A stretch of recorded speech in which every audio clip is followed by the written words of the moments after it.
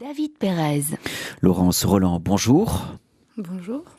Chargée de communication au réseau Financement Alternatif. Le réseau Financement Alternatif, c'est quoi ?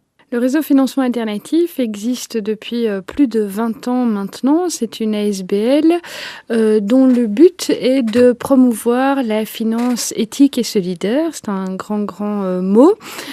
Simplement, nous faisons plusieurs choses. La première, c'est la sensibilisation au grand public pour expliquer ce qu'est la finance éthique et solidaire, comment est-ce qu'on peut utiliser de manière responsable son argent.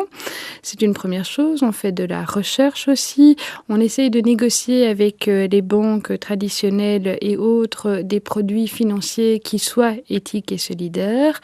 Et on développe en plus une activité maintenant de participation citoyenne où on essaye de rassembler les personnes qui voudraient avec nous développer un certain nombre d'activités autour de la finance éthique et solidaire.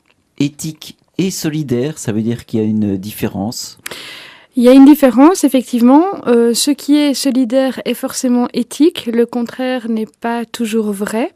En réalité, investir solidaire, ça signifie placer son argent dans des entreprises, en général cotées en bourse, donc grosses entreprises, mais qui répondent à un certain nombre de critères sociaux, environnementaux, principalement, et économiques, bien entendu. Investir de manière solidaire, c'est aller un pas plus loin. C'est vraiment là, investir dans des entreprises qui ne sont pas forcément de grosses entreprises, mais qui sont parfois des petites, voire de très petites entreprises, mais avec une très grosse plus-value sociale, environnementale ou culturelle.